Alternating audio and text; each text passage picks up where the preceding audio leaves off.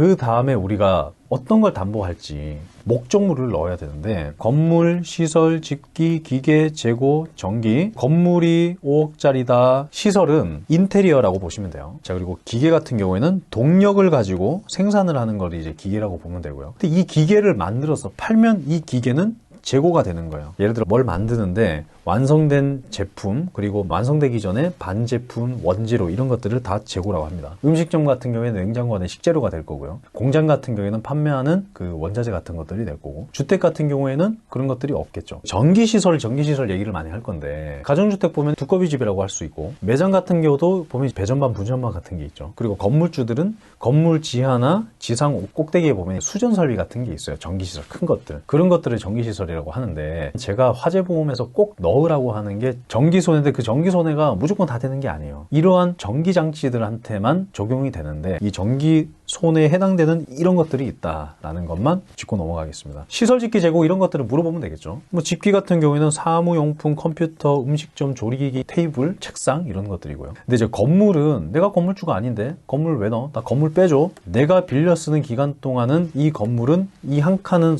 내 소유이기 때문에, 내가 소유 사용 관리하기 때문에 건물은 넣어줘야 됩니다 라고 얘기하면, 건물이 주계약일이라서 무조건 넣어야 됩니다 라고 얘기하는 것보다는 조금 더 있어 보이겠죠. 그죠? 건물을 그러면 얼마 넣어야 되냐, 이 건물 내가 10억 주고 샀는데, 10억 주고 산 거는 이제 땅값이 포함된 걸 수도 있고, 그리고 시세가 반영된 건데, 건물화재 보험 같은 경우에는 건물 부속에 대해서 보상이 나가는데, 이 건물 부속은 건물 공사비예요. 건물을 지을 때 들어갔던 그 공사비에는 인부들 밥값도 들어갔을 거고요, 기초 공사비 뭐 이런 것들이 다 포함되어 있겠죠. 그 공사비를 보상받는 거기 때문에 공사비를 넣으면 됩니다. 지금 한번 보면 건물시설 집기 재고를 화재로 보상받겠다. 내가 화재의 원인이 됐을 때는 화재 배상을 최대 10억, 대인 1인당 1억 5천 무한대 이렇게 넣어두면 이걸로 옆집 피해간 걸 배상해주겠다. 이렇게 되면 간단하죠. 그런데 설계서를 보면 되게 복잡해요. 이게 왜냐면 눈에 익숙하지가 않은 건데, 이걸 체크리스트라고 해보고요, 이 특약 하나하나를, 지금 보이는 것들이 붕괴 침강도 보이고, 12대 가전, 일상배상,